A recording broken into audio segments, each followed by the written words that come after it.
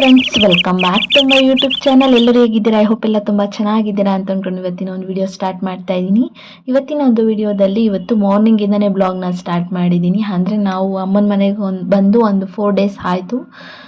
ಮನೆ full paint ಮಾಡಿ ಸಾಮಾನುಗಳನ್ನೆಲ್ಲ ತೊಳಿತಾ ಇದ್ದಾರೆ. ಪಾತ್ರೆ ಸಾಮಾನಾಗಿರ್ಬೋದು ಮತ್ತು ಹಿತ್ತಾಳೆದು ಮೇಲ್ಗಡೆದೆಲ್ಲ ತೆಗೆದು ತೊಳಿತಾ ಇದ್ದು. ಏನಕ್ಕಪ್ಪ ಈಗ ಕ್ಲೀನ್ ಮಾಡ್ಕೊತಿದ್ದಾರೆ, ಈಗ ಪೈಂಟ್ ಹೊಡಿತಿದ್ದಾರೆ ಅಂದರೆ, ಆದಷ್ಟು ಬೇಗ ನಮ್ಮ ಮನೇಲಿ ಒಂದು ಫಂಕ್ಷನ್ ನಡೀತಾ ಇದೆ. ಚಿಕ್ಕ ಫಂಕ್ಷನ್ ಏನಿಲ್ಲ, ಅದು ದೊಡ್ಡ ಫಂಕ್ಷನು. ಹಾಗಾಗಿ ಮನೆಯೆಲ್ಲ ಡೀಪ್ ಕ್ಲೀನಿಂಗ್ ಮಾಡೋಣ ಅಂತ ಹೇಳಿ, ಅಮ್ಮ ಒಬ್ಬರೇ ಇರ್ತಾರಲ್ಲ, ಅವ್ರ ಕೈಲಾಗಲ್ಲ ಅಂತ ಹೇಳಿ ನಾನು ಬ್ಯಾಂಗ್ಳೂರಿಂದ ಬಂದಿದ್ದೀನಿ. ಅಂದರೆ ನಿಧಾನಕ್ಕೆ ಮಾಡ್ಕೊಳ ನಾವು. ನಮ್ಮ ಅಪ್ಪಂಗೂ ಸ್ವಲ್ಪ ಆರೋಗ್ಯ ಕಮ್ಮಿ, ನನಗೂ ಪಾಪು ಇರೋದ್ರಿಂದ ನಾವು ನೋಡ್ಕೊಂಡು ಕೆಲಸ ಮಾಡಿಕೊಂಡು ಹತ್ತತ್ರ ಒಂದು 15 days ಆಯಿತು ಅಂದ್ಕೊತೀನಿ. ಫುಲ್ಲು ಒಳಗಡೆ ಎಲ್ಲ ಪೈಂಟ್ ಆಗಿ ಇದೆಲ್ಲ ಕ್ಲೀನ್ ಮಾಡೋಷ್ಟೊತ್ತಿಗೆ ಒಂದು 15 ದಿನ ಆಯಿತು. 14 ದಿನ ಆಯಿತು. 15 ದಿನಕ್ಕೆ ನಾನು ಬ್ಯಾಂಗ್ಳೂರಿಗೆ ಬಂದೆ. ಮತ್ತು ಇನ್ನು ಮದುವೆಗೆ ಬೇಗ ಹೋಗಲೇಬೇಕು. ನಾವು ಹೋಗಿ ಮಾಡಿದೆ ಇನ್ಯಾರು ಹೋಗಿ ಮಾಡ್ತಾರಲ್ವಾ. ಹಾಗಾಗಿ ನಾನು ಇನ್ನೇನು ಕ್ಲೀನಿಂಗ್ ಆಯ್ತಲ್ಲ, ಹಸ್ಬೆಂಡ್ಗೂ ಹೊರಗಡೆ ತಿಂದು ಬೇಜಾರಾಗಿರುತ್ತೆ. ಬ್ಯಾಂಗ್ಳೂರಲ್ಲಿ ನಾನು ಹಸ್ಬೆಂಡ್ ಇಬ್ಬರೇ ಇರೋದ್ರಿಂದ ನಾನಿಲ್ಲ ಅಂದರೆ ಅವ್ರಿಗೆ ಊಟ ತಿಂಡಿಗೆ ಸುಮ್ಮನೆ ಪ್ರಾಬ್ಲಮ್ ಆಗುತ್ತೆ ಅಂತ ಹೇಳಿ ಕೆಲಸ ಮುಗ್ದಿದ ತಕ್ಷಣ ನಾವು ರಿಟರ್ನ್ ಬಂದುಬಿಟ್ಟು ಇನ್ನು ಬಿಲ್ಡಿಂಗ್ ಸುತ್ತ ಎಲ್ಲ ಹೊಡಿಯೋದು ಪೆಂಡಿಂಗ್ ಇತ್ತು. ಬಟ್ ಮಾಡ್ಕೊತೀವಿ, ಇಷ್ಟೊಂದು ದಿನ ಆಯ್ತಲ್ಲ ಅಂತ ಹೇಳಿ ನಾನೇ ಹೇಳಿಬಿಟ್ಟು ಬಂದೆ. ಸಿಕ್ಕಾಪಟ್ಟೆ ಪಾತ್ರೆ ಇದು, ಏನೂ ಇಲ್ಲ ಅಂತ ಅಂದ್ಕೊಂಡಿದ್ದು, ಬಟ್ ಸಿಕ್ಕಾಪಟ್ಟೆ ಪಾತ್ರೆ ಇದು. ಒಂದು 3 hours 4 ಅವರ್ಸಲ್ಲೆಲ್ಲ ಫುಲ್ಲು ತೊಳೆದು ಎಲ್ಲ ಟೆರಸ್ ಮೇಲೆಲ್ಲ ಹಾಕಿದ್ದು. ಅಲ್ಲೇ ಮಂಚ ಇತ್ತು, ಈಚೆಗಡೆ ಪೈಂಟ್ ಹೊಡೆಯೋಕೆ ಇಟ್ಟಿದ್ರು, ಅದ್ರ ಮೇಲೆ ಹಾಕಿದ್ದು. ಸಿಕ್ಕಾಪಟ್ಟೆ ಕೆಲಸ ಅಂತೂ ಜಾಸ್ತಿನೇ ಇತ್ತು. ಹಾಗೆ ನಾವು ಎಲ್ಲ ಸಪೋರ್ಟ್ ಮಾಡಬೇಕಲ್ಲ, ಇಲ್ಲಿ ಮಾಡಿದೆ ಬೇರೆ ಇನ್ನೆಲ್ಲಿ ಮಾಡೋಕ್ಕಾಗತ್ತೆ ಅಂತ ಹೇಳಿ ನನ್ನ ಕೈಯಿಂದ ಎಷ್ಟು ಸಾಧ್ಯ ಆಗುತ್ತೋ ಅಷ್ಟು ಸಪೋರ್ಟ್ ಮಾಡಿ ಕೆಲಸ ಮಾಡಿ ಕೊಟ್ಟೆ. ನನ್ನ ಮಗು ಇಟ್ಕೊಂಡು ಕೆಲಸ ಮಾಡೋದು ನಿಜವಾಗ್ಲೂ ಅದು ಸುಲಭದ ಮಾತೇ ಅಲ್ಲ. ಯಾಕಂದರೆ ಅವ್ರಿಗೆ ತಿನ್ನಿಸೋದೇ ಅರ್ಧ ಗಂಟೆ ಆಗಿರ್ಬೋದು, ಮನ್ಗಿಸೋದು 1 hour ಆಗಿರ್ಬೋದು. ಟೈಮ್ ಅಲ್ಲೇ ಹೋಗಿರುತ್ತೆ, ಅರ್ಧ ದಿನ ಅಲ್ಲೇ ಹೋಗಿರುತ್ತೆ. ಮಿಕ್ಕಿ ಟೈಮಲ್ಲಿ ನಾವು ಟೈಮ್ ಮಾಡಿಕೊಂಡು ಈ ಥರ ನಾವು ಕೆಲಸಗಳನ್ನ ಮಾಡ್ಕೊಬೇಕಾಗತ್ತೆ. ಹಾಗಾಗಿ ತುಂಬ ಕಷ್ಟ. ಮಗು ಇಟ್ಕೊಂಡು ನಾವು ಕೆಲಸ ಮಾಡ್ತೀವಿ ಅಂದರೆ ತುಂಬ ಕಷ್ಟ.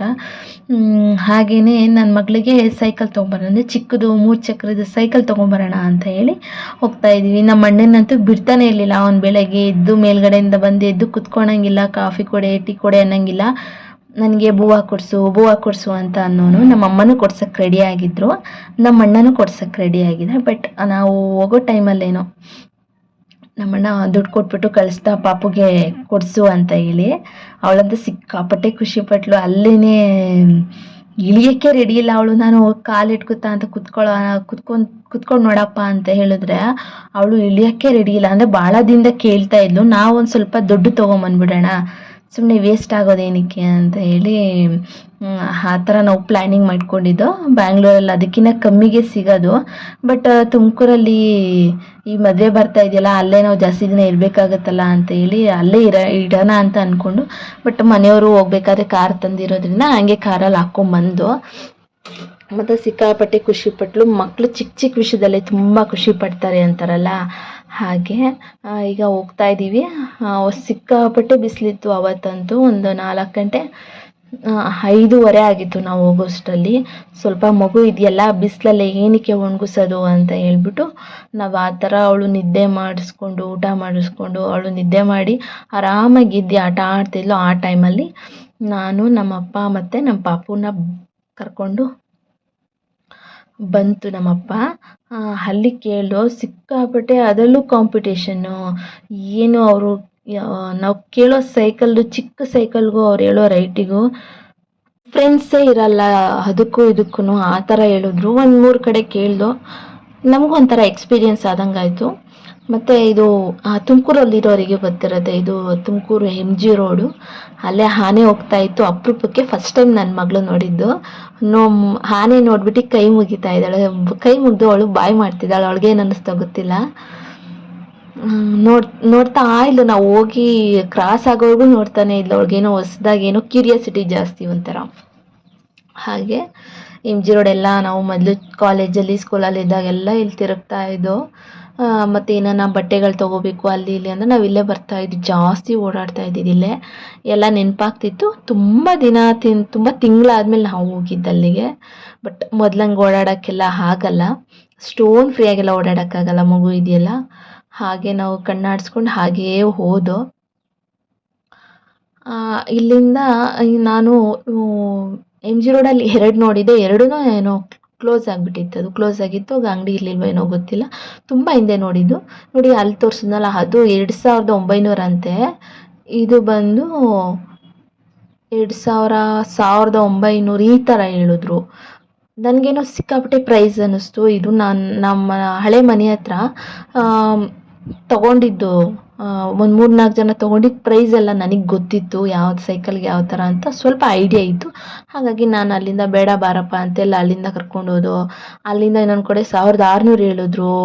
ಈ ಥರ ಸ್ವಲ್ಪ ಡಿಫ್ರೆನ್ಸ್ ಆಗಿ ₹1500 ಅಂದರೆ ₹1500 ಲಾಸ್ಟಿಗೆ ಸಿಕ್ತು. ಚೆನ್ನಾಗಿತ್ತು, ಕ್ವಾಲಿಟಿನೂ ಚೆನ್ನಾಗಿತ್ತು. ಸಿಂಗಲ್ ಪೀಸ್ ಇರೋದು ಜಾಸ್ತಿ ಹೇಳೋರು, ಅಥವಾ ದೊಡ್ಡ ಅಂಗಡಿಗೆ ಹೋದರೆ ಜಾಸ್ತಿ ಹೇಳೋರು, ಈ ಥರ ಮಾಡೋರು. ಒಂದು 2-3 ಕಡೆ ಕೇಳ್ದೋ. ಮೇನ್ ನಮಗೆ ಕ್ವಾಲಿಟಿ ಬೇಕಾಗಿತ್ತು. ಕ್ವಾಲಿಟಿಲಿ ಕಮ್ಮಿಲಿ ಚೆನ್ನಾಗಿ ಸಿಕ್ತು, ಅದನ್ನೇ ತೊಗೊಂಬಂದು. ಅವಳಂತೂ ಸಿಕ್ಕಾಪಟ್ಟೆ ಖುಷಿಪಟ್ಲು, ಇಳಿಯೋಕ್ಕೆ ರೆಡಿ ಇಲ್ಲ ಅವಳು. ಇನ್ನೊಂದು ಫೋನ್ ಜಾಸ್ತಿ ನೋಡ್ತಾ ಇದ್ಲು. ಇಲ್ಲಿ ನಮ್ಮ ಅಮ್ಮನ ಮನೆಗೆ ಬಂದಾಗಿಂದ ಸ್ವಲ್ಪ ಅಡಿಕ್ಟ್ ಆಗಿಬಿಟ್ಟಿದ್ಲು ಫೋನ್ಗೆ. ನಾವು ಕೆಲಸದಲ್ಲಿ ಇರ್ತೀವಿ ಅಂತ ಫೋನ್ ತೊಗೊಂಡು ನೋಡೋಳು. ಅದೆಲ್ಲ ಸ್ವಲ್ಪ ಅವಾಯ್ಡ್ ಮಾಡಿಸ್ಬೇಕಿತ್ತು. ಆದ ಕಾರಣ ನಾವು ಸೈಕಲ್ ತೊಗೊಳ್ಳೇಬೇಕು ಅಂತ ಹೇಳಿ ನಾನು ಇದು ಮಾಡಿದೆ. ಹಸ್ಬೆಂಡು ಈಗಲೇ ಬೇಡ, ಈಗ ಕೊಡ್ಸಿದ್ರು ಅವಳಿಗೆ ವೇಸ್ಟು, ಕಾಲಿಟ್ಕೋದಿಲ್ಲ, ಸ್ವಲ್ಪ ದಿನ ಹೋಗ್ಲಿ ದೊಡ್ಡದೇ ಕೊಡ್ಸೋಣ ಅಂದರು. ದೊಡ್ಡದು ಇದಕ್ಕಿಂತ 1500 ಏನೋ ಜಾಸ್ತಿ ಇತ್ತು. ಅದನ್ನು ತೊಗೊಳ್ಳೋ ಪ್ಲ್ಯಾನಿಂಗಲ್ಲೇ ಇತ್ತು. ಬಟ್ ಎರಡೂ ಏನಕ್ಕೆ ಅಂತ ಹೇಳಿ ಇದು ಬೇಡ, ಅದನ್ನೇ ತೊಗೊಂಬೋದಾಗಿತ್ತು. ಬಟ್ ಅದು ಅವ್ರು ಹೇಳಿದ್ರು, ಅಂಗಡಿಯವ್ರು ಹೇಳಿದ್ರು, ಯೂಸ್ ಇಲ್ಲ, ನೀವೇ ಮಗುನ ಹಿಡ್ಕೊಂಡು ಓಡಾಡಬೇಕು. ಇದಾದರೆ ಒಂದು 3-3 ವರ್ಷದವರೆಗೂ ತುಳಿತಾರೆ, ಆಟ ಆಡ್ಕೊತಾರೆ ಅಂತ ಹೇಳಿ ಎಕ್ಸ್ಪ್ಲೈನ್ ಮಾಡಿದ್ಲು. ಇದರಲ್ಲಿ ಇದನ್ನು ತೊಗೊಳ್ಳಿ, ಕಮ್ಮಿ ಚೆನ್ನಾಗಿದೆ, ಇದು ಜಾಸ್ತಿ ತೊಗೊತಾರೆ ಅಂತ ಎಲ್ಲ ಹೇಳಿದ್ರು. ಹಾಗಾಗಿ ನಾವು ಇದನ್ನೇ ತೊಗೊಂಡು ಬಂದು. ಇನ್ನೊಂದು ಈಗ ಪೇರೆಂಟ್ಸ್ ಏನು ಮಾಡ್ತಿದ್ದಾರೆ ಅಂದರೆ, ಮಕ್ಕಳು ಜಾಸ್ತಿ ಫೋನ್ಗೆ ಅಡಿಕ್ಟ್ ಆಗೋದ್ರಿಂದ ಅವರು ಇಲ್ಲಿ ಬಂದರೆ ಮೇಡಮ್ ಒಂದ್ಸರಿ ಬಂದರೆ ಒಂದು 2-3 ಥರ ತೊಗೊಂಡೋಗ್ತಾರೆ. ಯಾಕಂದರೆ ಮಗು ಫೋನ್ ನೋಡಬಾರ್ದು ಅನ್ನೋ ಕಾರಣಕ್ಕೆ ಅಂತಂದರು. ಇರ್ಬೋದು, ಅದು ಒಂದು ಇರ್ಬೋದು ಈಗಿನ ಇದರಲ್ಲಿ. ಹಾಗೆ ಸಂಜೆ ನೀರು ತುಂಬಿ ಇಟ್ಟಿದ್ರು ನಮ್ಮಮ್ಮ. ಆಟ ಆಡೋಕ್ಕೆ ನಿಂತ್ಕೊಂಡ್ಬಿಟ್ಟಿದ್ಲು. ನಾನೇನು ಕೆಲವೊಂದು ಸರಿ ನಾನೆಲ್ಲ ಏನು ಇದು ಮಾಡಬೇಡ ಅದು ಇದು ಅಂತ ಏನು ಹೇಳಲ್ಲ, ಫುಲ್ಲು ನೆನೆಸ್ಕೊಂಡಿದ್ಲು. ಬಟ್ಟೆ ಫುಲ್ಲು ನೆನೆಸ್ಕೊಂಡು ಇಬ್ಬರು ಆಟ ಆಡ್ತಿದ್ರು, ನಮ್ಮ ಅಕ್ಕನ ಮಗಳು ಮತ್ತು ಅವಳು ಆಟ ಆಡ್ತಿದ್ರು. ಇನ್ನು ನೆಕ್ಸ್ಟ್ ಡೇ ಸಂಡೇ ಬಂತು. ಹಸ್ಬೆಂಡು ಕರ್ಕೊಂಡು ಹೋಗಿ ಬಂದಿದ್ರು. ಅವ್ರಿಗೆ ಹೆಂಗಾಗಿತ್ತು ಅಂದರೆ, ಎಷ್ಟೊತ್ತಿಗೆ ಬರ್ತಾರಪ್ಪ ಇವರು ಬೆಂಗಳೂರಿಗೆ ಅನ್ನಂಗಾಗಿತ್ತು. ಇದು ಲಾಂಗ್ ಗ್ಯಾಪು. ನಾವು ರೀಸೆಂಟಾಗಿ ಮಗು ದೊಡ್ಡದಾದಮೇಲೆ ನಾವು ಬಿಟ್ಟಿದ್ದಿತ್ತು. ಹಾಗಾಗಿ ನಾನು ರೆಡಿಯಾಗಿದೆ. ಬೆಳಗ್ಗೆನೇ ಮಟನ್ ಸಾಂಬಾರು ಎಲ್ಲ ಮಾಡಿದರು. ನಮ್ಮ ಮನೆ ಹಿಂದೆ ಕಾರ್ ನಿಲ್ಲಿಸ್ಬರೋರು, ಇಲ್ಲೆಲ್ಲ ಟರ್ನ್ ಮಾಡ್ಕೊಳಕ್ಕಾಗಲ್ಲ ಅಂತ.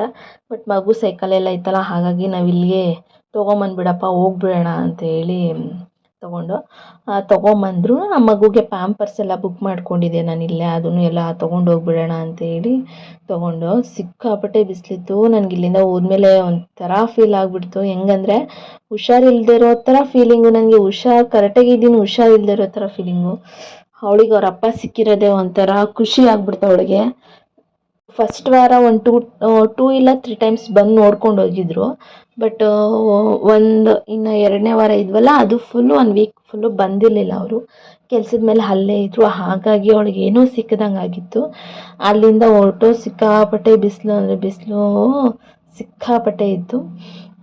ಮತ್ತು ಇನ್ನು ನೆಕ್ಸ್ಟ್ ಬರಬೇಕು, ಇನ್ನೊಂದು 15 ಡೇಸಿಗೆ ಬರಬೇಕು. ಇನ್ನು ಫಂಕ್ಷನ್ಸ್ ಇದೆಯಲ್ಲ, ಅದಕ್ಕೆಲ್ಲ ಬಟ್ಟೆ ತೆಗೆಯೋದಾಗಿರ್ಬೋದು, ನಮ್ಮದೆಲ್ಲ ಸ್ವಲ್ಪ ಆಕ್ಸೆಸರೀಸ್ ತೊಗೊಳ್ಳೋದಾಗಿರ್ಬೋದು, ಜ್ಯುವೆಲರಿ ತೊಗೊಳ್ಳೋದಾಗಿರ್ಬೋದು, ಇನ್ನೂ ಎಲ್ಲ ಪೆಂಡಿಂಗ್ ಇದೆ. ಇನ್ನು ಅಂದರೆ ನಾನು ನಮ್ಮ ಅಕ್ಕ ಹೋಗಿ ಶಾಪಿಂಗ್ ಮಾಡ್ಕೊಂಡು ಬರ್ತೀವಿ. ಆ ಥರ ಎಲ್ಲ ಏನು ದುಡ್ಡಿದೆ ಅಂದರೆ ಬಟ್ಟೆ ತೆಗೆಯೋದು ಸ್ವಲ್ಪ ಜೋರಾಗಿ ನಡಿಬೋದೇನೋ ಅಷ್ಟೇ.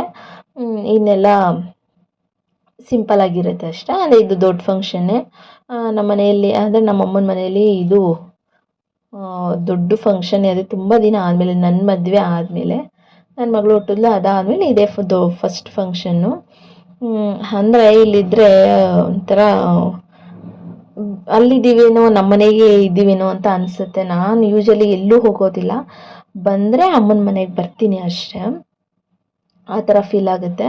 ಇನ್ನೊಂದು ಕೆಲಸ ಇತ್ತಲ್ಲ, ಕೆಲಸ ಇರೋದ್ರಿಂದ ಇದ್ದೇ, ಇಲ್ಲ ಅಂದರೆ ಇರೋಕ್ಕೆ ಹೋಗ್ತಾ ಇರಲಿಲ್ಲ. ಯಾಕಂದರೆ ಹಸ್ಬೆಂಡ್ ಅಲ್ಲೂ ಅವರೇ ಒಬ್ಬರೇ ಊಟ ಮಾಡೋದು, ಒಂದು ಸ್ವಲ್ಪ ಅವ್ರಿಗೂ ಫೀಲ್ ಆಗುತ್ತೆ. ಹಂಗಾಗಿ ನಾನು ಜಾಸ್ತಿ ದಿನ ಏನು ಇರೋದಕ್ಕೆ ಹೋಗಲ್ಲ.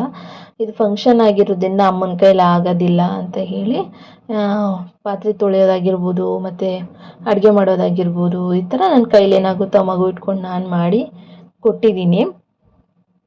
ಹಾಗೆಯೇ ಹೋಗ್ತಾ ಇವರು ನಮ್ಮ ಮೇಡಮ್ ಅವ್ರು ಏನೂ ಇನ್ನೂ ಊಟ ಮಾಡಿಲ್ಲ. ನನಗೂ ಬೆಳಗ್ಗೆನೇ ಮಟನ್ ತರಿಸಿ ಸಾಂಬಾರು ಮಾಡಿ ಮುದ್ದೆ ಮಾಡಿದರು ನಮ್ಮಮ್ಮ.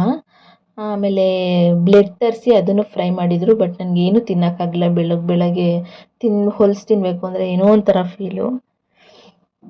ಹಾಗಾಗಿ ನನಗೇನು ಅಷ್ಟು ತಿಂದಷ್ಟೇನು ಸಮಾಧಾನ ಆಗಲಿಲ್ಲ. ಹಸ್ಬೆಂಡ್ ತಿಂದರು. ಅವ್ರಿಗೆ ಮಟನ್ ಅಂದರೆ ಇಷ್ಟ. ನಮ್ಮ ಲಾಸ್ಟ್ ತನಕ ಅಂದರೆ ನನ್ನ ಮಗಳಿಗೂ ಇಷ್ಟ. ಬಟ್ ಅವಳೇನೋ ತಿಂದಿಲ್ಲ ಬೆಳಗ್ಗೆ ಅಂತ ಏನೋ ಸ್ವಲ್ಪ ಮುದ್ದೆ ತಿಂದಳು. ಆಮೇಲೆ ಸುಮ್ಮನಾದ್ಲು. ಹಾಗೆ ಇಲ್ಲಿ ದಾವಸ್ಪೇಟೆ ಬೇಗನೆ ರೀಚ್ ಆದೋ. ಬಿಸಿಲಿರೋದ್ರಿಂದ ಅಲ್ಲಿಗೆ ಅವಳಿಗೆ ಹೊಟ್ಟೆ ಹಸ್ದ್ಬಿಟ್ಟು ಆ ಕಡೆ ಈ ಕಡೆ ಎಲ್ಲ ನೋಡ್ತಾ ಇಲ್ಲ. ಹಾಗಾಗಿ ಬಾಳೆಹಣ್ಣು ಏನಾದರೂ ಫ್ರೂಟ್ಸ್ ಸಿಗುತ್ತಾ ಅಂತ ಹೇಳಿ ಹೋಗಿ ತೊಗೊಂಬಾ ಅಂತ ಹೇಳ್ಬಿಟ್ಟು ನಾನು ಇಲ್ಲಿ ಹಾಗೆ ಇರೋದ್ರಲ್ಲಿ ಕೆಲವೊಂದು ಕ್ಲಿಪ್ಪಿಂಗ್ನ ತೊಗೊಂಡಿದ್ದೀನಿ. ದಯವಿಟ್ಟು ಸಬ್ಸ್ಕ್ರೈಬ್ ಮಾಡ್ಕೊಂಡಿಲ್ಲ ಅಂದರೆ ಸಬ್ಸ್ಕ್ರೈಬ್ ಮಾಡಿಕೊಂಡು ಲೈಕ್ ಮಾಡಿ, ಶೇರ್ ಮಾಡಿ, ಕಮೆಂಟ್ ಮಾಡಿ. ಇನ್ನೂ ನನ್ನ ಚಾನಲ್ನ ಫಸ್ಟ್ ಟೈಮ್ ನೋಡ್ತಾ ಇದ್ದೀರಾ ಅಂದರೆ ದಯವಿಟ್ಟು ಸಬ್ಸ್ಕ್ರೈಬ್ ಮಾಡ್ಕೊಳ್ಳೋದನ್ನ ಮರಿಬೇಡಿ. ಕೊನೆಯವರೆಗೂ ಸ್ಕಿಪ್ ಮಾಡಿದೆ ಕೊನೆಯವರೆಗೂ ವಿಡಿಯೋ ನೋಡಿದ್ದಕ್ಕೆ ಥ್ಯಾಂಕ್ ಯು ಸೋ ಮಚ್.